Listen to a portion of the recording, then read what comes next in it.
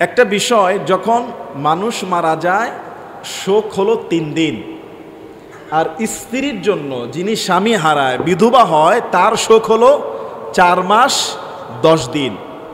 এইটাকে বলা হয় ইদ্দত পালন। স্বামী হারা হয়েছে, যদি কোনো স্ত্রী স্বামী মারা যায় না তারপরও স্বামী হারা হয় তালাকের মাধ্যমে, তার ইদ্দত হলো 3 হায়েজ হওয়া পর্যন্ত।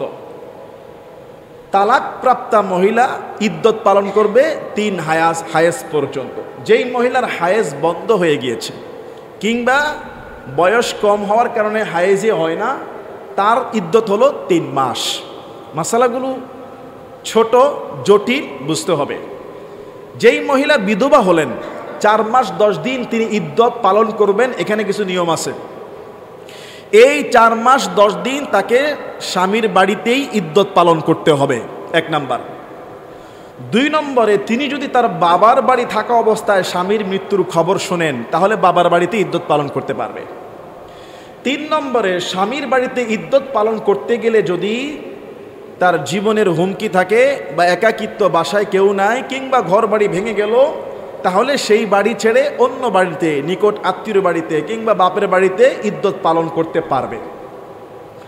ইদ্দত পালন চলাকালীন যেই নারী তার স্বামীকে হারায় বিধবা, এই 4 মাস 10 দিন তার গায়ে কোনো সুগন্ধি মাখতে পারবে না, হাতের মধ্যে মেহেদি দিতে পারবে না, চেহারা সৌন্দর্য করার জন্য, বিউটিফিকেশন করার জন্য ফেস ওয়াশ করতে পারবে না, বিউটি পার্লারে যেতে পারবে না, সুগন্ধি তেল ব্যবহার করতে পারবে না, সুন্দর কোনো জামা কাপড় ব্যবহার করতে পারবে না, কেননা তার এখন শোকের সময়। এই 4 মাস 10 দিন স্বামী হারা বিধবা শোক পালন করবে। এই শোক পালনের সময় সে অসুন্দর জামা পরবে। দেখেন, ইসলাম উৎসাহিত করে নামাজের সময় সুন্দর পোশাক পরা কিংবা অন্য সময় পরিপাটি থাকা, আবার কখনো কখনো অসুন্দর পোশাক পরাও ইবাদত। দেখেছেন বিষয়টা, খেয়াল করেছেন? বিধবা নারী, স্বামীহারা নারী 4 মাস 10 দিন অসুন্দর পোশাক পরা, এটাই ইসলামের বিধান। এখন আমরা তো মনে করি যে বিধবা হলেই সাদা কাপড়। সাদা কাপড়টাও যদি আপনি সুন্দর পরেন তাইলে হবে না। চকচকে, মার দেওয়া, আয়রন করা, একবারে নতুন ঝকঝকে সাদা কাপড়ও পরা যাবে না। অসুন্দর কাপড়, সেটা সাদা হইতে পারে, সবুজ হইতে পারে, কিন্তু সেটা চকচকে থাকবে না, স্ট্যান্ডার্ড থাকবে না, একবারে ফুটিয়ে তোলে এরকম হবে না। এবং এই 4 মাস 10 দিন তিনি কোনো বিবাহ বাড়িতে বিবাহ খেতে যাবেন না, কোনো দাওয়াতে যাবেন না, তার জন্য কোনো উৎসব নাই। তবে এমন যদি হয় তিনি বাসায় একা, কোলের একটা বাচ্চা, বাজার করার মতো লোক নাই, তিনি বাজারে যেতে পারবেন, ঘরের ছাদে উঠে বসতে পারবেন, কিন্তু কোনো প্রয়োজন ছাড়া ঘরের বাইরে যাওয়া যায় না। এই 4 মাস 10 দিনে আবার কিছু কুসংস্কার আছে যে উনি খালি পায়ে হাঁটতে পারবে না, এটা কুসংস্কার। কোনো বিবাহিত নতুন মেয়ের গায়ে হাত দিতে পারবে না, কুসংস্কার। কিছু কুসংস্কারও আছে, আগুন ধরাইতে পারবে না, কুসংস্কার। 4 মাস 10 দিন ইদ্দত পালনকারী অবস্থায় তিনি শুধু সাজসজ্জা করবে না, সুগন্ধি মাখবে না, প্রয়োজন ছাড়া, ইমার্জেন্সি প্রয়োজন ছাড়া ঘর থেকে বের হবে না। চিকিৎসার জন্য যাবে, বাজার সাদের প্রয়োজন হলে যাবে, কিন্তু আনন্দ ফুর্তি করা, বেড়ানো, ঘোরাফেরা করা এগুলি করবে না। এটা হলো স্ত্রীর জন্য ইদ্দত। এবং এই 4 মাস 10 দিন তাকে কেউ বিবাহের প্রস্তাব দিতে পারবে না, তিনিও কাউকে দিতে পারবেন না। তবে ইশারা ইঙ্গিতে দেওয়া যেতে পারে, ইশারা ইঙ্গিতে আলাপ হইতে পারে পরিবারের পক্ষ থেকে। যেই নারীকে তালাক দেওয়া হয় সেই নারীর ইদ্দত হলো 3 হায়েজ। হায়েজ হবে, পবিত্র হবে, আবার হায়েজ হবে, পবিত্র হবে, আবার হায়েজ হবে, পবিত্র, এরকম 3 হায়েজের পরে তার ইদ্দত শেষ। এরপরে তিনি অন্য জায়গায় চাইলে বিবাহ বন্ধনে আবদ্ধ হতে পারেন। আজকে তালাক হয়েছে, 1 সপ্তাহ পরে আরেক জায়গায় বিবাহ দিয়ে দিয়েছে, সম্পূর্ণ হারাম, বিবাহ অশুদ্ধ, বিবাহ হয় নাই, যেটা হয়েছে এটা জেনাত চুক্তি। কথা কি বুঝতে পেরেছেন? আমাদের দেশে করে কি, একজনের বউয়ের সঙ্গে আরেকজন পরকীয়াতে ধরা খাইছে হাতে নাতে, তো সঙ্গে সঙ্গে বিবাহ পড়ায় দেয়। দেয় কিনা? আরেকজন কি করে, আরেকজনের বউ ভাগায়া নিয়ে বিয়ে করে ফেলে, করে না? উনি আছে প্রবাসে, উনার বউকে ভাগায় নিয়ে বিয়ে করে ফেলছে। এটা কি বিয়ে হয়েছে বলেন? তিনি তো আরেকজনের স্ত্রী। আপনি যতই কাজী সাহেবের মাধ্যমে বিবাহ পড়ান, আপনার বিবাহ তো হয় নাই, সে তো আরেক জায়গায় আবদ্ধ। যতক্ষণ পর্যন্ত না সে তালাক দিবে, তালাক দেওয়ার পরে 3 হায়েজ পর্যন্ত তাকে অপেক্ষা করতে হবে, তারপরে বিবাহ। আবার অনেক স্বামী দেখছে তার স্ত্রীকে ভাগায় নিয়ে গেছে, তো সে ডিভোর্স লেটার পাঠিয়ে দিছে, দেদারসে আরেক জায়গায় সংসার করতেছে, তালাক না করায়া। সম্পূর্ণ জেনা, যত ছেলে মেয়ে হবে সব হারামজাদা। নাউজুবিল্লাহ বলবেন না? বাংলাদেশের একটা ঘটনা খুব আলোচিত হয়েছিল। ক্রিকেটার নাসির, চিনেন নাকি আপনারা? ইনি এক বিমানবালা আরেকজনের স্ত্রীকে ভাগায় নিয়ে বিয়ে করে ফেলছে। তার স্বামী, মানে নাসিরের বর্তমান যে স্ত্রী, তার আগের স্বামী, সে বলছে আমার স্ত্রীকে কখন সে বিয়ে করে ফেলো, তালাকই দিলাম না। আচ্ছা বলেন, বিবাহটা কি শুদ্ধ হয়েছে? এটা কিন্তু এখনো কেস চলে, এটা খুব আলোচনা হয়েছিল 2-3 বছর আগে। একটা এক্সাম্পল দিলাম, এরকম অহরহ ঘটনা গ্রামে গঞ্জে শহরে হচ্ছে। আরেকজনের বউকে নিয়ে বিয়ে করে ফেলে, কিংবা বহু মেয়ে কি করে, তার স্বামীকে ডিভোর্স লেটার পাঠায় আরেকজনের সঙ্গে বিয়ে করে ফেলে। আরে ভাই, ডিভোর্স লেটার পাঠালেন, ডিভোর্স কার্যকর হয়েছে কিনা, যদি হয়, যদি তালাক কার্যকর হয়, তারপরে তো কয় হায়েজ? 3 হায়েজ অপেক্ষা করতে হবে, এরপর আরেক জায়গায় বিবাহ শুদ্ধ হবে। নাইলে তো তার আগে কোনো বিবাহে তার জন্য দরজা বন্ধ। যেই মহিলার হায়েজ হয় না বৃদ্ধার কারণে, তার 3 মাস, বা যার যেই মহিলার বয়সের কারণে এখন হায়েজ শুরু হয় নাই, তারও 3 মাস অপেক্ষা করতে হবে, নাইলে আরেক জায়গায় বিবাহ শুদ্ধ হবে না। তাহলে যেই মহিলা স্বামী হারা হয়, বিধবা হয়, তার ইদ্যত কতদিন? বলে না কতদিন? এটা খুব ক্রিটিক্যাল মাসালা। আর যেই মহিলাকে তালাক দেওয়া হয়, তিনি পবিত্র হতে, তালাক দেওয়ার পরে পবিত্র হতে কতদিন লাগবে? 3 হায়েজ। এখন আসেন, এই পবিত্রতার আরেকটা সুরত আছে। যদি সেই মহিলা গর্ভবতী হয়, স্বামী মারা গেছে, পেটের মধ্যে বাচ্চা আছে, পবিত্র হতে, শোক পালনের সীমানা শেষ হতে, আরেক জায়গায় বিবাহ বসতে, এই পেটের বাচ্চা যেদিন খালাস হবে সেদিনই পবিত্র, তখন আর 4 মাস 10 দিন না। তালাক দিয়ে দিছে, পেটের মধ্যে বাচ্চা আছে, এখানে আর 3 হায়েজ চলবে না, এখানে যেদিন বাচ্চা হবে সেদিনই পবিত্র, সেদিনই ইদ্যত শেষ।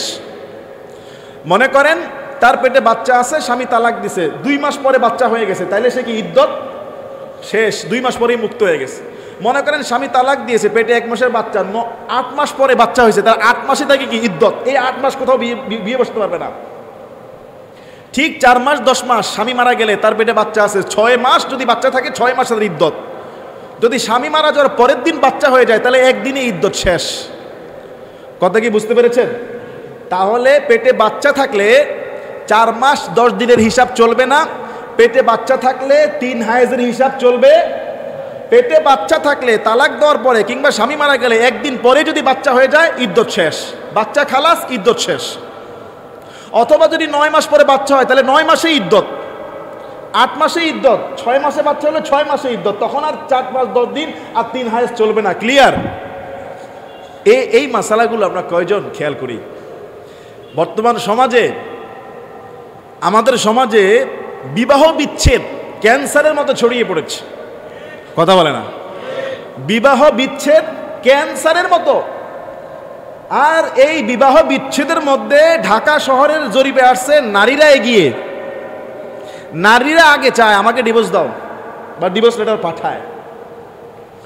গ্রামে গঞ্জে সব জায়গায় বিবাহ বিচ্ছেদ প্রচুর বেড়ে গেছে। তাহলে বিবাহ বিচ্ছেদ হইলে কোন প্রসেসিংয়ে দ্বিতীয় বিবাহেতে স্ত্রী যেতে পারবে, সেই মাসালা কিন্তু আমরা কেউ ফলো করি না। সব বেশিরভাগ জেনার চুক্তি করে, বিবাহ অশুদ্ধ, জেনা, ব্যভিচার। তবে পুরুষ মানুষের ক্ষেত্রে কোনো ইদ্যত নাই। তার তালাক হলে বা স্ত্রী মারা গেলে সে যে কোনো সময় বিবাহ সাথী করতে পারবে, কোনো সমস্যা নাই। 1 নাম্বার। 2 নাম্বারে, মৃত ব্যক্তি মারা যাওয়ার পরে, তাকে দাফন কার্য শেষ করার পরে, তার যে ছেলে মেয়ে, পিতামাতা, স্ত্রী রয়েছে, তাদের প্রথম কাজ কি? প্রথম কাজ হলো মৃত ব্যক্তির সম্পদ থেকে তার যদি কোনো ঋণ থাকে ঋণ পরিশোধ করা। প্রথম কাজ হলো সম্পদের ঋণ পরিশোধ করা। আল্লাহ তাআলা সূরা নিসার মধ্যে এটা বলেছেন, মিন বাদি ওয়াসিয়াতি ইউসি বিহা আও দাইন, ঋণ আর ওসিয়ত এই দুইটা পূর্ণ করার পরে বাকি সম্পদ উত্তরাধিকারীর পাবে। মৃত ব্যক্তির যে সম্পদ আছে এই সম্পদ উনি যে ঋণ করে গেছে ঋণকে পরিশোধ করতে হবে তার সম্পদ বিক্রি করে। উনি যে ওসিয়ত করে গেছে ওসিয়ত পূর্ণ করতে হবে সম্পদ দিয়ে। এরপরে যেইটা থাকবে সেইটা দিয়ে তার ছেলে মেয়ে স্ত্রী সন্তানরা পাবে। আল্লাহ সুবহানাহু ওয়া তাআলা কোরআনুল কারীমের মধ্যে বলছেন, ইউসিকুমুল্লাহু ফি আওলাদিকুম, আল্লাহ তোমাদের সন্তানদের ব্যাপারে নির্দেশ দিচ্ছে। কি নির্দেশ? লিযযাকারি মিসলু হাযযিল উনসায়াইন, এক ছেলে যা পাবে দুই মেয়ে তা পাবে। কোরআনের আয়াত। বাবার সম্পত্তি এক ছেলে যা পাবে দুই মেয়ে তা পাবে। মনে করেন ভাই যদি পায় 50 টাকা বাবার সম্পত্তি থেকে, তাহলে এক একটা মেয়ে বোন কত করে পাবে? 25 টাকা। শুনে মনে হচ্ছে আল্লাহ তাআলা মেয়েদের প্রতি এত বেইনসাফ কেন করলেন? এরকমটা অনেকের মনে হইতে পারে, যেমনটা মনে হয়েছে আমাদের নারী কমিশন সংস্কারের। নারী কমিশন সংস্কার তারা 2 সপ্তাহ আগে আমাদের প্রধান উপদেষ্টাকে প্রস্তাব দিয়েছে যে মুসলিম পারিবারিক যে আইনে মেয়েদেরকে সম্পত্তি যেটা কম দেওয়া হয় এটাকে বন্ধ করে সমান সমান সম্পত্তি দেওয়া লাগবে। নারী সংস্কার আইন এটাকে প্রস্তাব করছে। আরো প্রস্তাব করেছে কি, আরো প্রস্তাব করছে যাতে কোনো পুরুষ বহু বিবাহ করতে না পারে, এটা বন্ধ করা। আরো প্রস্তাব করেছে কি, কোনো মেয়ে যদি ডিভোর্স নেয় তাহলে স্বামীর অর্ধেক সম্পত্তি পাবে, এটা প্রস্তাব করছে।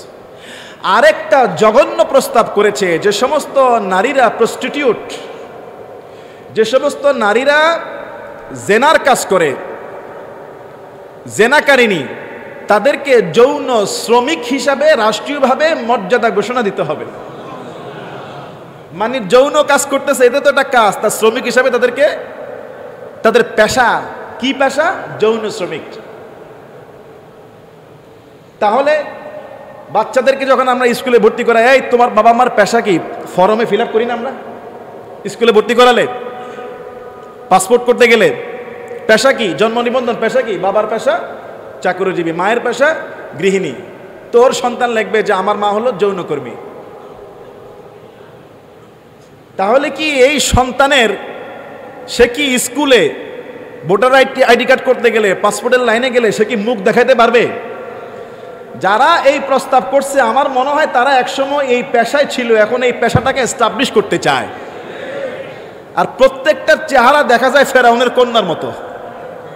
কথা বুঝুন না? মনে হয় এক একটার কপালে 1 ইঞ্চি করে লাল টিপ,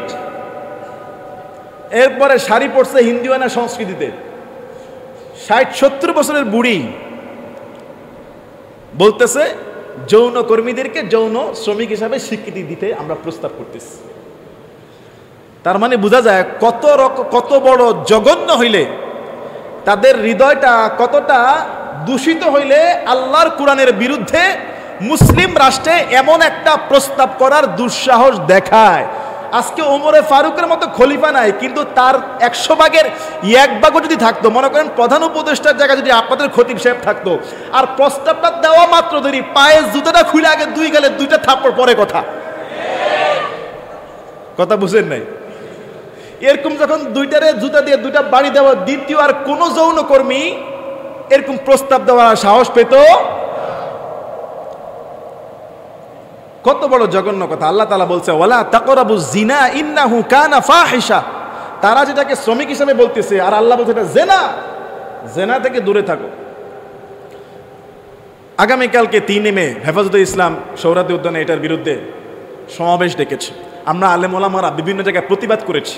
আমি তো ধারাবাহিক আলোচনা ছিলাম, বলতে পারেন আজকে প্রাসঙ্গিক বলে ফেলেছি। তো বলতেছিলাম, ইউসিকুমুল্লাহু ফি আওলাদিকুম লিযযাকারি মিসলু হাযযিল উনসায়াইন, আল্লাহ তোমাদেরকে নির্দেশ দিচ্ছে তোমাদের সন্তানদের ব্যাপারে, 1 ছেলে যা 2 মেয়ে তা। বাহ্যিক দৃষ্টিতে মনে হয় ছেলে যদি পায় 50 টাকা, মেয়ে কেন 25 টাকা, মনে হয় ইসলাম নারীকে ঠকিয়েছে। না ভাই, ইসলাম ন্যায্যতা রক্ষা করে, ন্যায্যতা। আর বর্তমান নারী সংস্কার কমিশন সমতা চায়, সমতা। সমতার কথা যদি আমি বলি, ঈদের সময় আপনার একটা ছেলে একটা মেয়ে, ছেলেটার বয়স হলো 20 বছর, মেয়েটার বয়স হলো 10 বছর। আপনি সমতা রক্ষা করতে হবে আপনাকে, ছেলে যা মেয়ে তা। এই জন্য আপনি ছেলের জন্য 45 সাইজের পাঞ্জাবি কিনছেন 2000 টাকা দিয়ে। এখন 10 বছরের মেয়ে, তারও তো সমতা রক্ষা করতে হবে, এই জন্য তাকেও 2000 টাকা দিয়ে 45 সাইজের একটা সালোয়ার কামিজ কিনে দিয়েছেন, কামিজ জামা কিনে দিয়েছেন। তাহলে বলেন, সমতা রক্ষা করতে গেছেন, দুইজনের জন্য সমান সাইজের 45 সাইজের জামা ক্রয় করেছেন, সমান টাকা ব্যয় করেছেন। আপনার 10 বছরের মেয়েটা কি সেই জামা পড়তে পারবে? আপনি তো সমতা রক্ষা করছেন। ইসলাম বলে ন্যায্যতা। ন্যায্যতা হলো সে 10 বছর বয়স, 10 বছরের বয়সেরই জামা পাবে। সেটা চাই 5000 টাকা হোক, কিংবা 2000 টাকা হোক, কিংবা 1000 টাকা হোক। ছোটদের বাচ্চাদের জামার দামও বেশি, দাম যাই হোক, ন্যায্যতা, তার গায়ের সাইজ যেটা সেটাই আনতে হবে। দুইজনের জন্য যদি আপনি 32 সাইজের জুতা কিনেন, তাহলে দুইজনের পায়ে লাগবে না। সমতা রক্ষা করলে হবে না, ন্যায্যতা রক্ষা করতে হবে। তার পায়ে যেই সাইজের জুতা সেটাই কিনতে হবে। আল্লাহ তাআলা ন্যায্যতা রক্ষা করেছেন, এখানে সমতা দিয়ে আপনি মাপতে পারবেন না। যদি নারী পুরুষ অধিকার সমান চান, তাইলে আমরা পুরুষরাও বললাম, ঢাকায় যে 100 রিক্সা চলে, 50টা পুরুষ চালাবে, 50টা নারী চালাবে। নারীরা কি পারবে? 100 বিঘা আমার বাবার জমি আছে, আমরা 4 ভাই 4 বোন, 50 বিঘা 4 ভাই আবাদ করব, বাকি 50 বিঘা 4 বোন আবাদ করবে, মাঠে গিয়ে হাল চাষ করবে। বোনেরা কি মাঠ চাষ করতে পারবে? পারবে না। আল্লাহ তাআলা ফিজিক্যাল দিক থেকে তো সমতা দেয় নাই। আল্লাহ পুরুষকে শক্তিশালী করেছে, তাকে শক্ত কাজ বুঝাই দিছে। নারীকে আল্লাহ তাআলা কোমল নরম করেছে, তার জন্য নরম কাজ বরাদ্দ। সুবহানাল্লাহ বলবেন না? আল্লাহ তাআলা কাকে কোন কাজের জন্য উপযুক্ত সেইভাবে তাকে সৃষ্টি করেছে। খামোকা আপনি যদি চিল্লাচিল্লি করেন, ছেলে যা পাবে মেয়ে তা পাবে, হবে না। মেয়েদেরকে আল্লাহ ঠকাই নাই। একজন ছেলের উপরে তার পরিবারের দায়িত্ব আছে, তার স্ত্রীর দায়িত্ব আছে, বাবা মারা গেলে তার মায়ের দায়িত্ব আছে, তার সন্তানের দায়িত্ব আছে। একজন নারীর উপরে তার পরিবারের দায়িত্ব ইসলাম দেয় না, বরং সে স্বামীর আন্ডারে থাকে। স্বামীর বাড়ি যখন যায়, স্বামীর কাছ থেকেও স্পেশাল 5-10 লাখ টাকার একটা মহারণা পায়। সুবহানাল্লাহ বলবেন না? যেটা অনেক পিতার সম্পত্তির চেয়েও বেশি অনেক ক্ষেত্রে। কথা বুঝেন নাই? আমরা তো এখানে একটা বিবাহ পড়ালাম, আরে এখানে যে ফাউন্ডেশনটা, তৌহিদ ফাউন্ডেশনের মেয়ের বিবাহ পড়াইছি না এখানে, নাকি ছেলের বিবাহ? মেয়ের বিবাহ পড়াইছি। কাবির নামা কত ছিল? 30 লক্ষ টাকা। তো এই যে মেয়েটাকে 30 লক্ষ টাকা ছেলে বিয়ে করে নিল, এরকম অনেক ক্ষেত্রে মেয়েরা মহারানার মতো একটা সম্পদ পায়, কিন্তু ছেলেরা কি কোনো মহারানা পায়? ছেলেরা যেটা পায় সেটা হলো বিয়ের সময় যে দাবি করে, এটাকে কি বলে? যৌতুক। সম্পূর্ণ ঘুষ, হারাম, অবৈধ। কিন্তু আল্লাহ তাআলা মেয়েদেরকে হালাল মহারানা দিয়ে বিয়ে করতে হবে। 1 ভরি 2 ভরি 3 ভরি স্বর্ণ, যারা মাশাআল্লাহ 5-6 ভরি স্বর্ণ দিয়ে বিয়ে করছেন, এখন দেখেন মেয়েরা ঘরে বসে আছে, স্বর্ণের দাম আকাশ। আমি যখন বিয়ে করছি স্বর্ণ কিনেছিলাম 48,000 টাকা ভরি, সেটা এখন প্রায় কত? 1.5 লাখের উপরে। 1,72,000, 65, 60 করে ভরি। মানে তার স্বর্ণ তার কাজও করা লাগতেছে না, আল্লাহ তাআলা তার সম্পদকে বাড়াই দিচ্ছে। তাহলে মেয়েদের এক্সট্রা একটা সম্পদ হলো সে মহারণা পায়। বাবার দিক থেকে ভাইয়ের অর্ধেক পাইলো, সে মহারণা পায়। আবার স্বামী মারা গেলে ওই যে স্বামী শ্বশুরের কাছ থেকে বড় একটা সম্পদ পায়। স্বামীর সম্পদ পাওয়া মানে স্ত্রী তো পাওয়া, তাহলে স্বামীর বাড়ি থেকে পায়। যেই স্বামী শ্বশুরের কাছ থেকে একটা বড় অংশ পায়, তাহলে 2 বাড়ি থেকে সে সম্পদ পায়। সুবহানাল্লাহ বলবেন না? এভাবে চিন্তা করেন, তাহলে কি মেয়ে কম পাইলো না বেশি পাইলো? নিজের বাবার বাড়িতে পাইলো, স্বামীর বাড়িতে পাইলো, নিজের ছেলের কাছ থেকে পাইলো, মহারণা পাইলো। এখন তো আমাদের হিংসা লাগতেছে, মেয়েরা তো বেশি পেয়ে যাচ্ছে। কথা বলেন? আমরা হিংসা করি না, কারণ আল্লাহর যে ফয়সালা সেটাই চূড়ান্ত, সেটাই আমরা ঈমান রাখি, সেটাই বিশ্বাস করি। সুবহানাল্লাহ।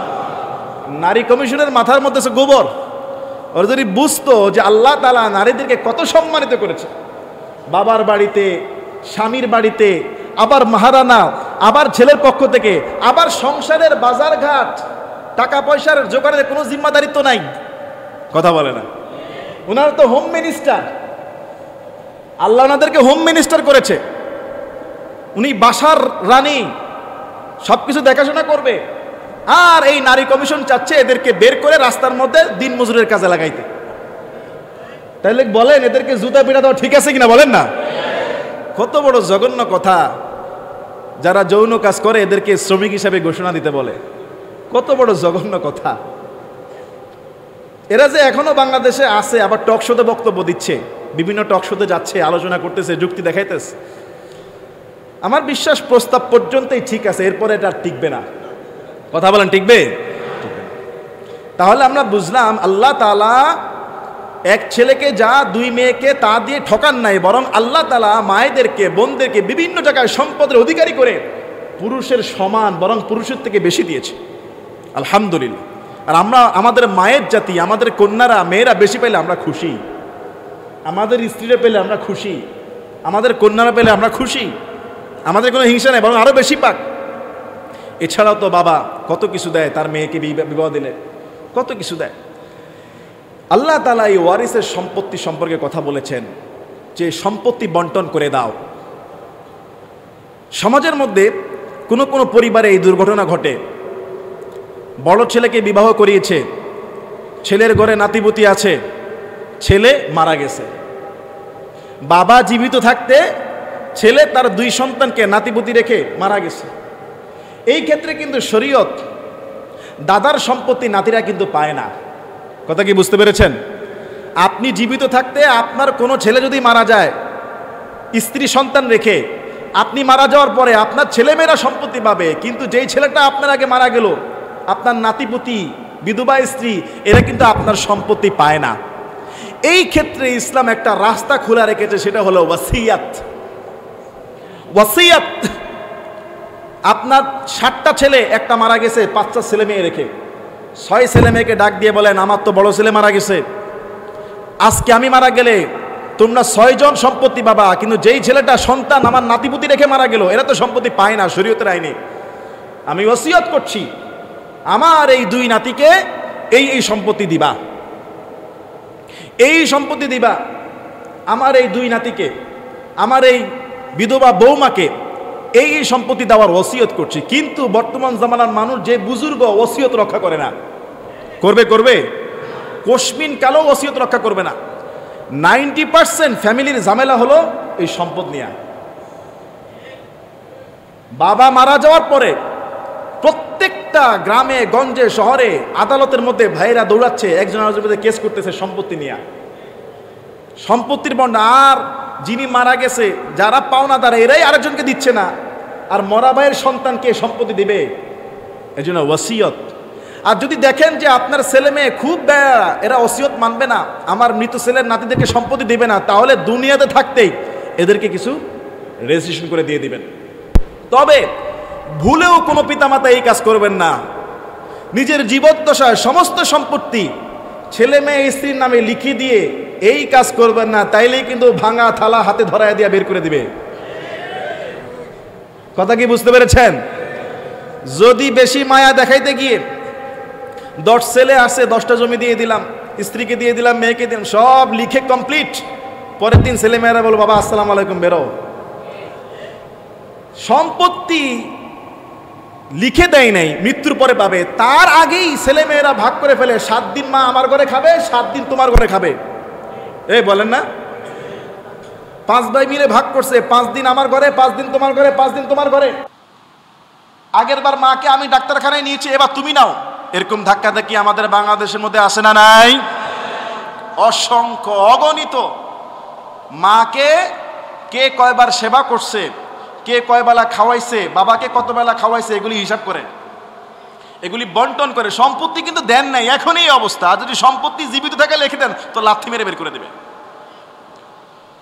নারায়ণগঞ্জের সোনারগাঁয়ে 2-3 দিন আগের ঘটনা, 2 ভাই মিলে বাবাকে ঘরের বাইরে এনে রাস্তার কোনায় ফেলে পিটাইতেছে তো পিটাইতেছে। সাংবাদিক ভিডিও করতেছে, মানুষ দৌড়ে আসছে, মেরেই ফেলছে। 70 বছরের বুড়ো, 70 বছরের বৃদ্ধ পিতাকে মেরেই ফেলছে, আত্মহত্যা করে ফেলছে। 2 ভাই মিলে। এক ভাইয়ের তো গায়ের পাঞ্জাবি রক্তে ভিজে গেছে, বাবারকে যে মারছে রক্তে ভিজে গিয়েছে, তার মুখে দাড়ি আছে, মাথায় টুপি আছে, কপালে বড় 2টা সেজদার দাগ আছে। সাংবাদিক জিজ্ঞাসা করলেন, কি ব্যাপার, এত মারতেছেন কেন বাবাকে? মারমু না, সম্পদ বিক্রি করতে চায়। তো তুমি যদি সেবা না করো, খোঁজখবর না নাও, ওষুধের টাকা না দাও, ঠিক মতো না রাখো, ওর সম্পদ ও বিক্রি করবে না, তোমাদেরকে দিয়ে যাবে। কথা বলে না? যদি সন্তান যদি পিতামাতাকে কোলে নিয়ে আদর করে, কোন পিতামাতা কি চাইবে তার সন্তানের সম্পদ সে আগে বিক্রি করে ফেলুক? নিশ্চয়ই তার মনে কষ্ট আছে, ব্যথা আছে, সেবার ঘাটতি আছে। এই জন্য তার জীবন চলার জন্য, চিকিৎসা ব্যয়ের জন্য তার সম্পদ সে বিক্রি করতে পারে।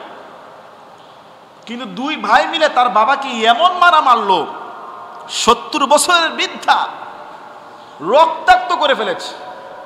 আমি বলি, আহারে, এই লোকটা নামাজ পড়ে, চিহ্ন আছে, মাথায় টুপি আছে, দাড়ি আছে, এরকম নামাজের কি হবে যেই নামাজি তার বাবা মায়ের গায়ে হাত তুলে রক্তাক্ত করে নিজের পাঞ্জাবিকে ভিজিয়ে ফেলেছে? এর 100 কোটি সেজদা দিলেও তো একটা সেজদা কবুল হবে না। যেখানে আল্লাহ তাআলা সূরা বনী ইসরাঈলের 15 পারা 3 নম্বর পৃষ্ঠায় বলছে, ওয়ালা তানহারহুম, আরে জারি দিয়ে কথাই বলা যাবে না, বাবা মায়ের দিকে চোখ রাঙাইয়া তাকানোই যাবে না, সেই জায়গায় মেরে আত্মহত্যা করে ফেলে দিয়েছে সম্পত্তির জন্য। এই তো ঘটনা একটা দেখলাম, এরকম যে কত ঘটনা ঘটতেছে, পিতা মাতাকে পিটাইয়া সোজা করে ফেলতেছে। নাউযু বিল্লাহি মিন যালিক। ওই ছেলে মেয়ে ধ্বংস হয়ে যাবে, ধ্বংস হয়ে যাবে, ধ্বংস হয়ে যাবে। আল্লাহ লানত গজবে পৃথিবীতে লাঞ্ছিত হয়ে, অবাঞ্ছিত হয়ে এই জমিনের মধ্যে আজ হোক কাল হোক পড়ে থাকবে যেই সন্তান পিতামাতার গায়ে পর্যন্ত হাত তোলে, যেই সন্তান পিতামাতাকে ধমক দিয়ে কথা বলে, যেই সন্তান পিতামাতার গায়ে হাত তোলে, যেই সন্তান পিতামাতাকে কষ্ট দেয়, আজ হোক কাল হোক মৃত্যুর আগে, হাদিসের মধ্যে আসছে মৃত্যুর আগে তার এই আযাব তাকে গ্রেফতার করবে। আজকে আমাদের সমাজ কোথায় চলে গেছে? এই সম্পত্তির জন্য বাবাকে মারতেছে, অথচ সম্পদ দেওয়ার মালিক কে? সম্পদের লোভ করা লাগবে না, আপনার কিসমতে যেটা সেটা আপনি পাবেন। এখন ঘরে ঘরে, ভাইয়ে ভাইয়ে, বনে বনে সম্পদ নিয়ে মামলা হামলা, অথচ আল্লাহ স্পষ্ট বিধান করে দিয়েছে ছেলে কতটুকু পাবে, মেয়ে কতটুকু পাবে, তার স্ত্রী কতটুকু পাবে, তার বাবা মা কতটুকু পাবে, সব কিন্তু কোরআনে আছে, হাদিসে আছে। এরপরও ভেজাল লেগে যায়। ভেজালটা কিভাবে লাগে? মানে আমি আমার আইডিয়া থেকে বলছি আর কি। ভেজাল লাগে, এক লোক যখন মারা যায়, তার ঢাকায় একটা জমি থাকে, 5 তলা বাড়ি সহ, গ্রামে 10 বিঘা জমি থাকে, পুকুর থাকে, আবার মনে করেন নারায়ণগঞ্জে নদীর পাড়ে কিছু আছে। ভেজালটা লাগে, সবাই চায় ঢাকার জমিটা নেওয়ার জন্য। কথা বুঝেন নাই? আর ভাইয়েরা কি করে? বোনদেরকে ঠকায়, বোনদেরকে অর্ধেকও দেয় না। নিজে বাবার ঢাকার 3 কাঠা 5 কাঠা জায়গার উপরে যে জমিটা আছে, 5 ভাই মিলে 5 কাঠা জমি নিছে, আর 3 বোনরে গ্রামের 10 বিঘা কৃষক জমি বুঝাই দিছে। এরকম বাটপার ভাই আছে না নাই? অসংখ্য বাটপার, চিটার, বুক দখলকারী, বোনদের সম্পদ হরণকারী।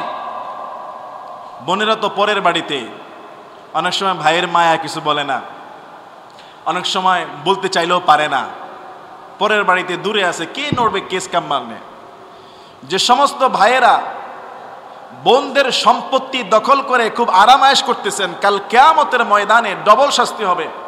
একটা হলো সম্পদ দখল করার কারণে আল্লাহ তাআলা 1 বিঘত জমি যদি কারো দখল করে, ভালো জমি যদি সে খেয়ে ফেলে, বোনদেরকে উল্টাপাল্টা বুঝায় দখল করে, 1 বিঘত জমিনকে আল্লাহ তাআলা তার গলার মধ্যে 7 তবক জমিন তার গলার মধ্যে ঝুলাইয়া দিবে।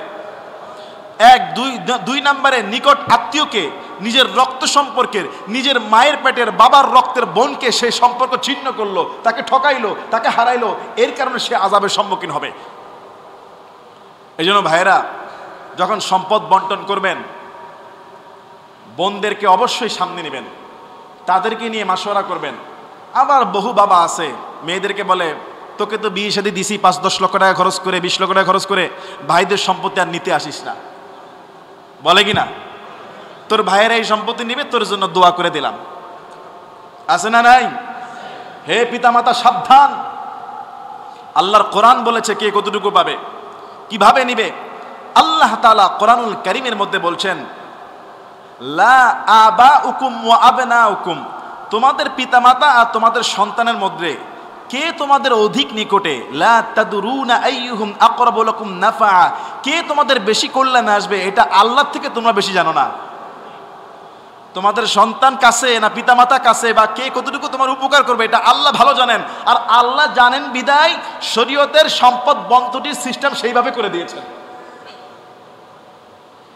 ওসিয়ত কাকে বলে? ওসিয়ত যে বললাম, নিজের মৃত ছেলের নাতিপুতির জন্য ওসিয়ত করতে পারে, অথবা আপনি বলে দিবেন আপনার পরিবারকে যে আমার কিন্তু বড় বড় ঋণ আছে বিভিন্ন জায়গায়, আমি ওসিয়ত করছি, আমি তো জীবদ্দশায় চেষ্টা করব পরিশোধ করার জন্য, না পারলে যদি ইনকেস আমি মারা যাই, অমুক অমুক অমুক অমুক আমার টাকা পায়, আমি মারা গেলে আমার সম্পদ বিক্রি করে প্রথম ওসিয়ত তাদের ঋণ পরিশোধ করবা, নাইলে কবরে কিন্তু আমি ধরা খেয়ে যাব। কারণ ঋণগ্রস্ত ব্যক্তি জানাজাই রাসূল পড়ান নাই, বলছে অন্য কেউ পড়ে ফেলো। এক নাম্বার। দুই নাম্বারে আপনি ওসিয়ত করবেন যে আমি 2 বছর অসুস্থ, রোজা রাখতে পারি নাই, এগুলির ফিদিয়া আদায় করে দিবা। তোমরাও করো নাই, আমি মারা গেলে আমার সম্পত্তি বিক্রি করে হলো রোজার ফিদিয়া আদায় করে দিবা। 3 নাম্বার, আমার প্রতি হজ ফরজ হয়েছে কিন্তু অসুস্থতার কারণে হজ করতে পারছি না, আশা রাখি সুস্থ হলে করব, যদি আমি সুস্থ না হয়ে মারা যাই তবে আমার এই সম্পত্তি বিক্রি করে হজ আদায় করাইবা, বদলি হজ, ওসিয়ত। 4 নাম্বার ওসিয়ত যেটা বললাম, নিজের মৃত সন্তানের নাতিপুতি, ওটা ওসিয়ত, ওটা লিখে দিবেন। ওসিয়ত অনেক সময় 3 ভাগের 1 ভাগ পর্যন্ত ওসিয়ত করা যায়, এর বেশি ওসিয়ত করা যায় না। যেমন যে আমি তো অমুক জায়গায় মসজিদ মাদ্রাসার জন্য ওই জায়গাটা দেওয়ার খেয়াল করছি, কাজ শুরু হলে জায়গা দিব বলেছি, তোমরা ওই মসজিদের সাথে যে আমার যে জমিটা আছে, যদি আমার জীবদ্দশা শুরু হয় আমি তো দিয়ে দিব, আমি মারা গেলে যদি ওই জায়গা প্রয়োজন হয় মসজিদ বড় করার জন্য, ওই জায়গাটা ওসিয়ত করছি, ওটা দিয়ে দিও। এখন ওসিয়তটা সন্তানের উত্তরাধিকার যারা আছে এদের রক্ষা করা ওয়াজিব, রক্ষা করতেই হবে। তবে ওই ওসিয়ত রক্ষা করার দরকার নাই যেই ওসিয়ত তার টোটাল সম্পত্তির 3 ভাগের 1 ভাগ বেশি করে ফেলে। মনে করেন মৃত ব্যক্তির সম্পদ আছে 90 টাকা, তাহলে 1 ভাগে 30 30 30 3 30 90, সে সর্বোচ্চ 30 টাকা পর্যন্ত ওসিয়ত করতে পারবে, সর্বোচ্চ। যে এই 30 টাকার মধ্যে 20 টাকা মসজিদে দিও, মসজিদের জায়গা, 10 টাকা এতিমখানায়, কিংবা 5 টাকা আমার অনেক দূরের ছোটকালের বন্ধু অসহায় তারে দিও, অথবা 30 টাকার মধ্যে এই 30 টাকা আমার ওই যে নাতিপুতি আছে বাবা নাই ওদেরকে দিও। কিন্তু সে যদি ওসিয়ত করে 50 টাকার, তাহলে মৃত ব্যক্তির আত্মীয় স্বজন 30 টাকা পর্যন্ত আদায় করবে, বাকি 20 টাকা করা দরকার নাই। যদি সে ওসিয়ত করে 3 ভাগের বেশি, 3 ভাগের 1 ভাগের বেশি ওসিয়ত করলে সেটা রক্ষা করার দরকার নাই, 3 ভাগের ভিতরে 1 ভাগটা অতটুকু আদায় করবেন। আল্লাহ তাআলা আমাদেরকে এত সুন্দর ব্যবস্থা করে দিয়েছে শরীয়তের, কিন্তু দুঃখজনক হলো অত্যন্ত লোভের কারণে আজকে আমাদের সমাজের মানুষ এই সম্পত্তির মধ্যে ভাইয়ে ভাইয়ে ভাইয়ে বোনে সম্পত্তির জন্য মুখই দেখে না। এরকম অসংখ্য ফ্যামিলি আছে না? আছে, এখানেই আছে, আমাদের মধ্যে থাকতে পারে, প্রতিটা ঘরে ঘরে প্রতিটা জায়গায়। আমরা তো দেখছি আমাদের পরিবারেতে ভাইয়ে ভাইয়ে জায়গা জমি নিয়ে কত ঝামেলা, এদিক দিয়ে ওদিক দিয়ে কত ঝামেলা। এই ঝামেলার যুগে স্ট্যান্ডার্ড বাবা মায়েরা আপনারা একটা কাজ করতে পারেন, সম্পত্তি লিখে দেবেন না, কিন্তু একটা ফরম্যাট করতে পারেন, ইনসাফ, একটা ফরম্যাট তৈরি করে আদালতে এমন একটা সিস্টেম করতে পারেন যে আমি মারা যাওয়ার পরে এই ফরম্যাট কার্যকর হবে। আর সেই ফরম্যাট তৈরি করবেন কোরআন হাদিস ভিত্তিক, সেই ফরম্যাট তৈরি করবেন জমির মূল্যকে ইনসাফ করে। ঢাকার 3 কাঠা জায়গা আর গ্রামের ফসলি 10 কাঠা জায়গা সমান না, কথা বুঝেন নাই মনে হয়। ঢাকা 3 কাঠা জায়গার টাকা দিয়ে আপনি গ্রামে অনেক জায়গায় 5 বিঘাও কিনা যায়। এটাকে ব্যালেন্স করতে হবে। এক ভাইকে দিলেন ঢাকায়, আরেক ভাইকে দিলেন বাঁশমুড়া, একজনকে দিলেন কৃষক জমি, আরেকজনকে দিলেন রাস্তার পাশের জমি, এইগুলো নিয়ে মারামারি বাজে। এটাকে সুন্দর একটা ফরম্যাট করবেন, আর সম্পদ কামানোর সময় একটু হুশ শেখে কামায়েন, যাতে পরে ব্যালেন্স থাকে। সুন্দর একটা ফরম্যাট করে সম্পদ যেন সন্তানরা সুন্দরভাবে যেন পায়, এরকম একটা ব্যালেন্স রাখেন। তাইলে আপনি জীবদ্দশায় অপমানিত হবেন না, আপনি মারা যাওয়ার পরেও আপনার সন্তানরা অপমানিত হবে না। আর শুনেন ভাই, হাতের 5 আঙ্গুলি তো সমান না। সম্পদ বন্টন করতে গেলে একটু 19-20 হইতে পারে, আমাদের মন মানসিকতা ছাড় দেওয়া উচিত, একটু ছাড়ের মন ভাবতা রাখা উচিত। একেবারেই কাটায় কাটায় পাবেন না তো, কাটায় কাটায় কিছু পাবেন না আপনি। 19-20 ব্যালেন্স করে নিতে হবে, তুমি এদিক দিয়ে আমি ওই দিক দিয়া, তুমি এদিক দিয়ে আমি এদিক দিয়া, মিলায়া মিলায়া নিতে হবে ভাই। সব ফ্যাসিলিটিস একজন পাবেন না, আবার একজনকে সব দিক থেকে ঠকায়েন না। 19-20 করে ব্যালেন্স করে সুন্দর করে আলেমদের সঙ্গে বসে, স্কলারদের সঙ্গে বসে, মুত্তাকি ভাইদের সঙ্গে বসে, শরীয়তের আইন জানে এরকম লয়ারদের সঙ্গে বসে একটা সুন্দর ব্যালেন্স করবেন। এবং এই ব্যালেন্সটা যেন আপনার মৃত্যুর পরে কার্যকর হয়। কারা আপনার কাছ থেকে টাকা পায় তাদের নামগুলো পরিবারকে জানান। আপনার প্রতি হজ ফরজ হলে না পারলে বদলি হজের জন্য তাদেরকে বলে যান। কোথাও যদি আপনি মসজিদ মাদ্রাসায় টাকা পয়সা দেওয়ার খেয়াল থাকে সেগুলি আপনি বলে যান। সম্পদটাকে সুন্দর ব্যবহার করেন, নাইলে ইন্নামা আমওয়ালুকুম ওয়া আওলাদুকুম ফিতনা। আল্লাহ বলছে সন্তান আর সম্পদ এগুলি তোমাদের জন্য পরীক্ষা, একটা ফিতনা। এই ফিতনায় ছেলে মেয়েও শেষ, নিজেও শেষ, স্ত্রী সন্তানও শেষ। ইয়া আইয়ুহাল্লাযীনা আমানু লা তুলহিকুম আমওয়ালুকুম ওয়ালা আওলাদুকুম আন যিকরিল্লাহ। হে ঈমানদাররা, তোমার সন্তান সম্পদ তোমাকে যেন আল্লাহর জিকির থেকে বিরত না রাখে। সম্পদ নিয়ে কোরআনে অসংখ্য কথা আছে। মুসলমান ঈমানদার, ইদ্দত পালন করা, সম্পদের বন্টন করা, ঋণ পরিশোধ করা, আল্লাহ যেন আমাদেরকে বুঝার তৌফিক দান করে, বলি আমিন। বর্তমানে মব জাস্টিস, রাস্তার মধ্যে একজন মানুষকে সন্দেহ করে কয়েকজন গণপিটুনি দিয়ে মেরে ফেলা, নতুন যে শব্দ আমরা পেয়েছি মব জাস্টিস, এটা ইসলামের সম্পূর্ণ হারাম। নিজের হাতে আইন তুলে নিয়ে কাউকে মেরে ফেলা সম্পূর্ণ হারাম। গত শনিবারে গাজীপুরে একজন মসজিদের ইমামকে তার মুসল্লি এলাকাবাসী মেরে ফেলেছে, তাকে পিটায় মেরে ফেলেছে। তার বিরুদ্ধে একটা অভিযোগ উঠেছে, গুনাহের অভিযোগ। তবে এটা তো সত্য, গুনাহ মুক্ত কোনো বান্দা বান্দি নাই, আছে। শয়তানের ধোকায় পড়ে সাগীরা কবিরা গুনাহ সবারই কম বেশি হয়। সেই ইমামের বিরুদ্ধে বড় একটা গুনাহের অভিযোগ উঠেছে। অভিযোগ সকালে উঠেছে, সকালেই মেরে, পাঞ্জাবি ছিঁড়ে, গাছের মধ্যে বেঁধে, গলার মধ্যে জুতা মালা লটকিয়ে থানায় দিয়ে দিয়েছে। রাতের বেলা সেই ইমাম সাহেব মারা যায়। মানুষ কতটা জঘন্য হইলে, কতটা বিবেকহীন হইলে, কতটা পশুত্ব হইলে যেই ইমামের পিছনে নামাজ পড়লো তাকে মেরে তক্তা বানায় ফেলেছে। এসব দৃশ্য দেখলে তো নামাজ পড়াতে ভয় লাগে। এই লোক কি আসলেই অপরাধী না অপরাধ করে নাই? সে যদি অপরাধ করে তার চাকরি যাবে, তার থানা হবে, বা কোনো কারো ক্ষতি করলে সেটার ক্ষতিপূরণ দিবে, তাই না ভাই? গাজীপুরে এরকম, গাজীপুরের ইমাম দিয়ে বুঝাইলাম, যেখানে যেই সমাজে ইমামদেরকেই মানুষ মেরে ফেলছে পিটায়, সাধারণ মানুষ কি? এরকম অনেক আছে। আপনার মর্টিজিল আইডিয়াল স্কুল, বিকারুন্নেসা কি, আমি 5 বছর আগে একটা ঘটনা, প্রায় বাচ্চার পরীক্ষা হচ্ছে, বাচ্চা বের হবে, তার অপেক্ষায় মা দাঁড়িয়ে আছে। আশেপাশের মানুষ উঠে ফেলছে যে বাচ্চা চুরি করতে আসছে এই মহিলা, ওইখানে পিটায় মহিলাকে মেরে ফেলছে। এরকম হয় কিনা বলেন? এই যে এটা তো হয়েছে বাস্তব ঘটনা বাংলাদেশে, আমি এটা নাইলে বললাম কেবে।